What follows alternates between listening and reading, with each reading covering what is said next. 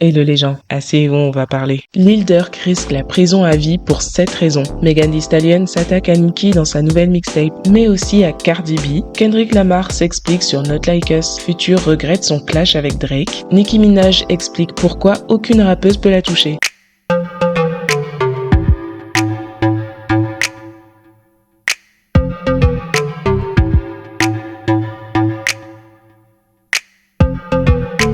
Tiens donc, voyez-vous ça? Le club des rageux veut se réconcilier avec Drake. Ça n'a aucun sens. Bon déjà, c'est Young Thug qui est sorti de nulle part pour prêcher la bonne parole. Drake, Future, Metro, nous sommes tous des frères. La musique n'est plus pareille depuis qu'on ne fait plus de collab. C'est un point de vue avec lequel on peut être d'accord. Par exemple, Drake et Future faisaient de la bonne musique ensemble. Après, faisons pas comme si on n'était pas fatigué d'écouter leur 100e featuring. Un peu de renouvellement, ça fait pas de mal non plus. Mais bref, c'est pas la question. Future a réagi à ce tweet en le repostant sur Twitter. Donc à la limite que Young Thug essaye de réconcilier ses potes, c'est gentil de sa part, mais alors Future, pour le coup, je sais pas ce qu'il veut. On peut penser ce qu'on veut de Drake, mais la façon dont tout le game s'est retourné contre lui, c'est impardonnable. Ça, c'est les genres de trucs que tu pardonnes à 80 ans pour mourir en paix. En attendant, c'est la guerre. En plus, parmi tous les membres du club des rageux, c'est Future le pire, parce que c'était le plus proche de Drake. Et en option, J. Cole, parce qu'il a pas de colonne vertébrale. Future a orchestré et participé à l'assassinat de Drake, à tel point que maintenant, tout ce qu'il peut faire, c'est poster des selfies et sortir des chansons que personne n'a demandé. Et maintenant, ça veut se réconcilier.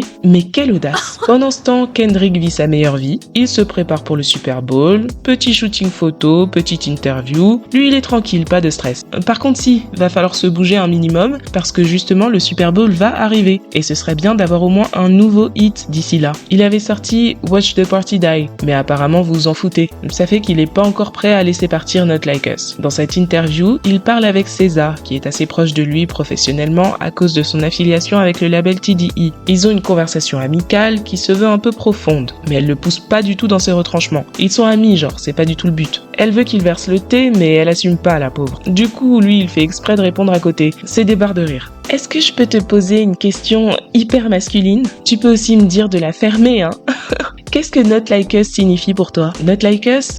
Not Like Us, c'est l'énergie de qui je suis, le type d'homme que je représente. Maintenant, si tu t'identifies avec l'homme que je représente, explique-moi cet homme. Cet homme a une morale, il a des valeurs, il croit en quelque chose, il repose sur quelque chose, il dit pas ce que les gens veulent entendre. C'est un homme qui reconnaît ses fautes et n'a pas peur de les partager, et peut analyser en profondeur les idéologies ou les expériences basées sur la peur, afin d'être capable de les exprimer sans avoir l'impression de ne pas être un homme. Si je pense à Not Like Us, je pense à moi et à n'importe qui s'identifie à moi. Bah écoute, c'est bien, il est en pleine quête identitaire. Drake, c'était juste un dommage collatéral, le pauvre. Ensuite, SZA essaye d'en savoir plus sur les motivations de Kendrick. J'ai pensé que c'était vraiment intéressant qu'il n'y ait pas de consensus sur le fait que tu sois un individu énervé. Pour moi, je trouve pas que l'énergie qui vient de toi vient de l'énervement. Et en fait, cette heure qui vient de passer confirme que c'est plutôt une énergie yogique. Donc quand tu ressens ce regain d'énergie dans une chanson comme ça, quelle en est la racine? Est-ce que c'est la colère? Bon, la traduction, elle est en train de lui demander s'il a fait Not Like Us parce que c'est un gros rageux qui a la mort sur Drake. Mais elle fait seulement semblant. Je sais pas si vous vous rappelez, Kendrick avait dit cette phrase dans un de ses diss tracks. Et ça va me rester en tête pour toujours. Je n'ai pas une once de haine dans le corps. Le contraste entre ce qu'il dit et le contexte du clash, en plus de son ton glacial, voilà pourquoi je vous avais dit que c'est un tueur en série, ce mec. Bref, du coup là, il répond « Je crois pas être une personne en colère, mais je crois en l'amour et la guerre. Et je crois qu'ils doivent tous les deux exister. Et ma conscience de ça me permet de réagir à des choses sans m'identifier à elles, juste leur permettre d'exister et leur permettre de passer à travers moi. C'est ce que je crois. »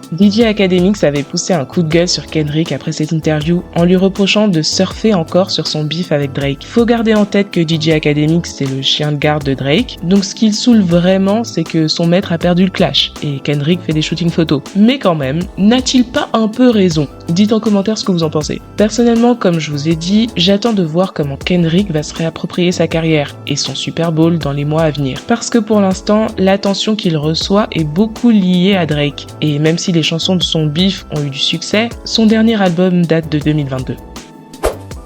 Votre récap sur la vie de Cardi B. Rien que vous n'ayez pas déjà entendu dans le passé, mais après tout, pourquoi se priver? Elle verse et on ramasse. Alors déjà, après ses embrouilles avec Offset et après avoir nié s'être remise avec lui et juré que c'était totalement mort entre eux, elle a aussi déclaré qu'elle voulait la paix. Je trouve qu'il y a 2 semaines, il y avait beaucoup d'embrouilles. Je trouve que les choses se calment maintenant. Je ne veux pas me clasher avec les gens que j'aime. Tous ces trucs de divorce qui se passent, je veux la paix et je veux l'amitié. Je veux juste une relation de coparents saine. Et coparents veut dire qu'on ken pas de flirt. Je veux la paix. Je veux être comme ma mère et mon père. Ils s'aiment pas, mais ils sont là juste pour moi et ma sœur. Bah écoute, c'est bien. Je sais pas si c'est notre approbation que tu cherches, mais ok, vas-y. La paix, très bon concept. On part là-dessus.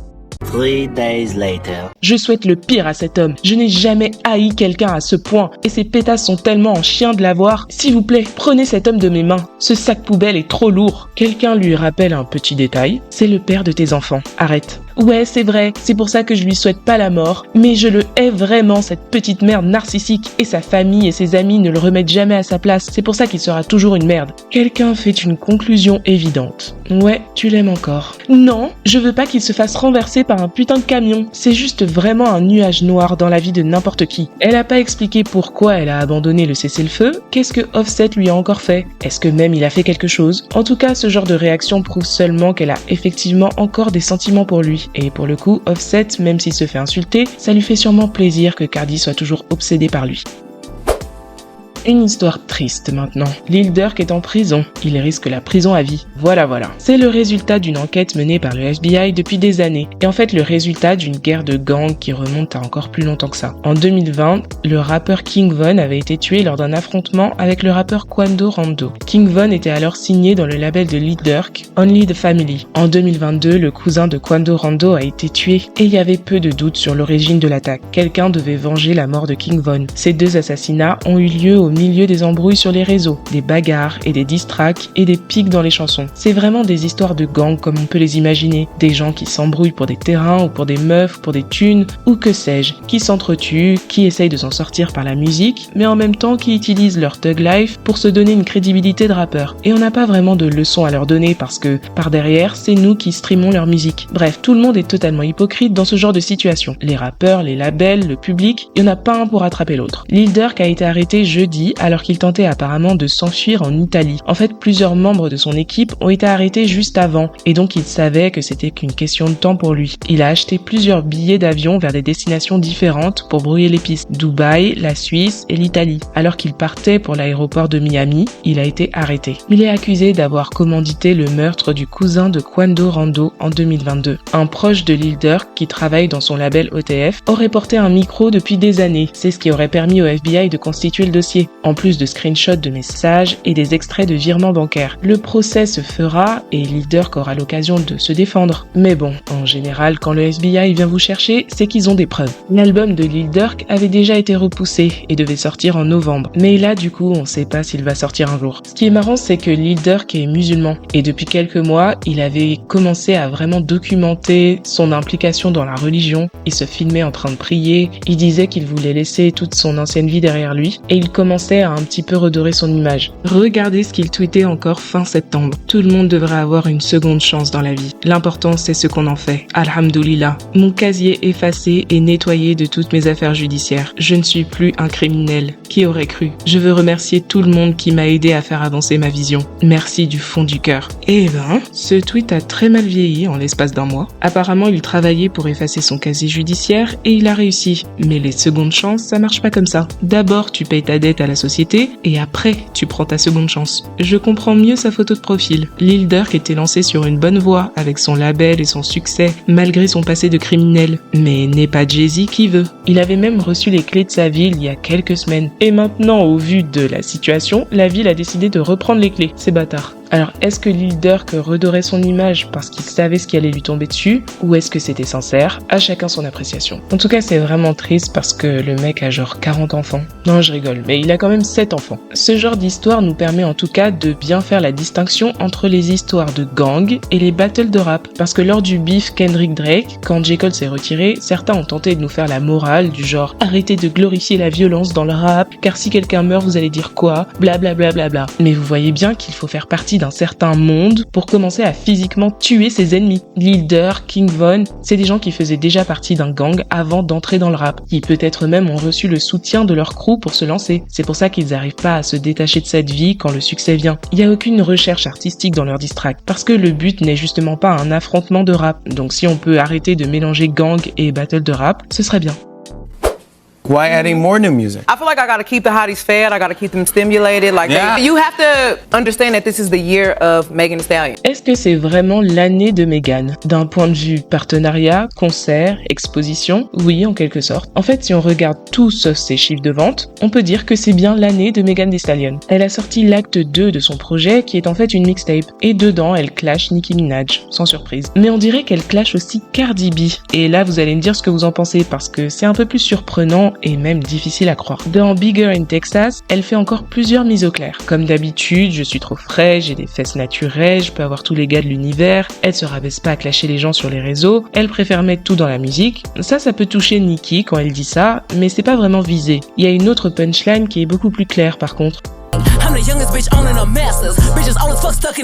En référence au fait qu'elle est une artiste indépendante, contrairement à tous les rappeurs et chanteurs mainstream. Et contrairement à Nicki Minaj, qui malgré son titre de reine du rap, n'est pas la reine de ses masters. Et elle est vieille, c'est ça le niveau de la punchline. Il y a aucun jeu de mots. Elle a littéralement dit « Nananer, je suis jeune et j'ai mes masters, et pas toi. » Ok, pourquoi pas. Les fans de Megan, les hotties, étaient trop saucés sur Twitter et voulaient que Nicki Minaj réponde. Est-ce que vous trouvez qu'elle devrait répondre? En vrai, maintenant qu'on a un peu l'habitude de ces clashs de rappeuses, on se doute de comment va se passer la suite. Il y a un compte Barbs qui a lu dans l'avenir et nous a résumé les choses. Je vois que nous sommes de retour au moment où les hotties nous disent que Meg clash et ridiculise Nicki, et tellement d'autres gens, lol. Donc certainement la semaine prochaine, ou la prochaine fois que Nicki poste un mème, ils vont encore retourner leur veste et nous dire que Meg n'a jamais clashé Nicki, car elle n'a pas cité son nom. Meg ne s'en fait pas à propos de Nicki, elle l'ignore, et Nicki cherche trop l'attention de Meg. Je suis littéralement énervé en pensant au gaslight qui va arriver quand Nicki va poster un mème après que les chiffres des ventes de cette fille seront sortis. Faut savoir que depuis le fiasco de Bigfoot, Nicki ne fait plus de grosses crises sur Megan. J'imagine qu'elle a capté que ça ne faisait que lui rapporter plus de buzz. De son côté, notons que Megan n'a jamais répondu à Bigfoot, alors que c'était un diss track frontal, mais elle clash Nicki systématiquement dans tous ses singles. Je crois le seul où elle a pas placé une shade, c'était Mamuchi, et je pense que c'est parce qu'elle ne savait pas à l'avance que le public en ferait un single. Et systématiquement, Nicki attend juste que les chiffres de vente sortent et elle termine Megan avec ses mèmes de Chucky. On en est là dans le rap féminin.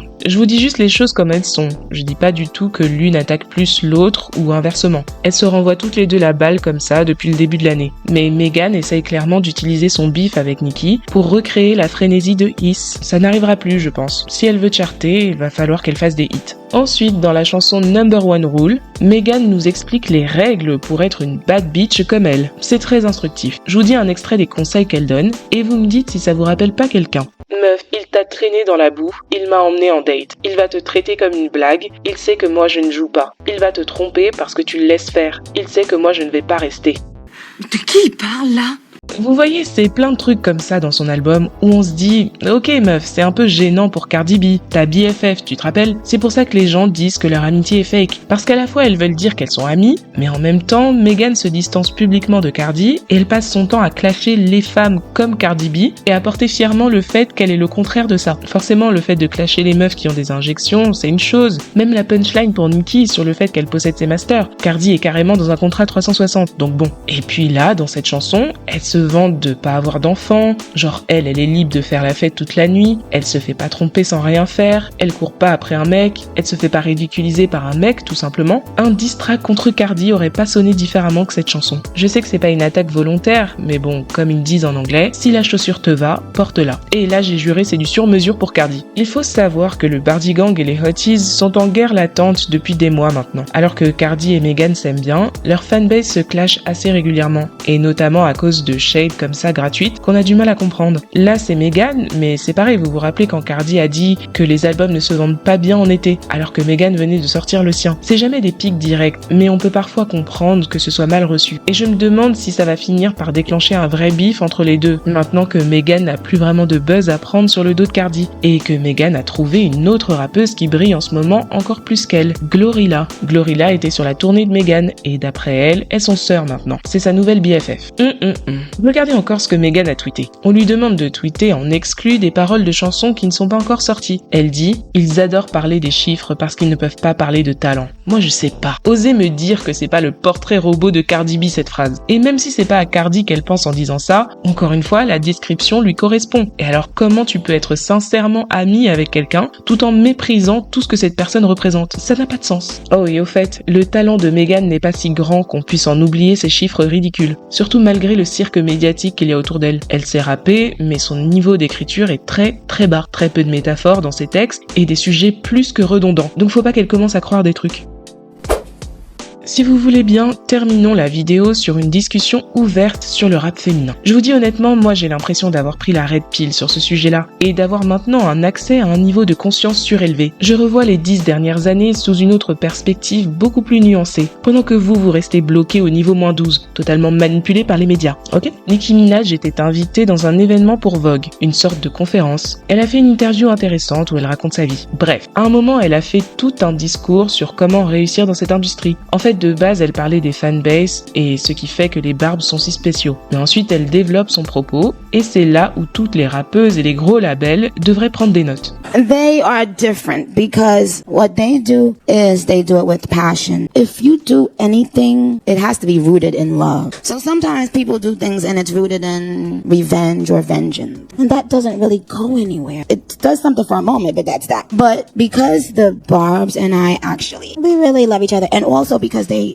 actually like my music, which people forget now too, that music is what's being sold. If you do everything else right and you don't know how to make music or write a great song, it doesn't matter how big your butt is. It doesn't matter what brands you wear. In the root of everything has to be the talent and the passion. Understanding what you do and why. If you're only doing it to compete, it's gonna come and go. Because the universe doesn't honor that. It honors that passion that you've always had inside of you, that you know that you're put here to do something. And you do it with all of yourself. You love doing it. Music always seemed to be my rescue, my place, my go-to place, you know? Bon alors déjà, il faut commencer par dénoncer l'hypocrisie de son discours, parce qu'elle n'a pas toujours tout fait par passion. Elle a parfois agi par vengeance ou sur le coup de l'énervement ou parce qu'elle était aigrie de telle ou telle situation. Ceci étant dit, elle concède elle-même que quand on se comporte comme ça ne nous rapporte rien sur le long terme. Donc au moins, elle en a conscience. Maintenant, la masterclass gratuite qu'elle donne aux rappeuses. J'espère vraiment qu'elles ont écouté parce que tout est là. De 1, l'importance de la fanbase. Avoir une fanbase qui est solide, mais la clé de ça, c'est le lien que tu vas cultiver avec cette fanbase. De 2, la musique. Au cœur de tout ça, ce qui doit réunir ta fanbase, c'est ta musique. Il peut y avoir des clashs ou des bad buzz, mais en définitive, il y a des gens encore aujourd'hui, et ils sont nombreux, qui peuvent écouter All Things Go et ressentir les émotions de la première écoute. Il y a des gens qui peuvent réciter Itty Bitty Piggy. Il y a des gens qui sont encore choqués des punchlines de Red Ruby de Sleaze. Mais pour ça, il faut une vraie discographie. You would have to have range. Et de 3, peu importe ton physique ou les marques que tu portes. Et j'ajouterais, peu importe les partenariats que tu vas négocier. Faire des grosses collabs avec les marques, c'est cool. J'ai rien contre ça. Mais il y a toujours ce malaise quand une star fait un gros partenariat qui dépasse sa propre popularité. Tu te retrouves avec tous ces deals et même tous ces awards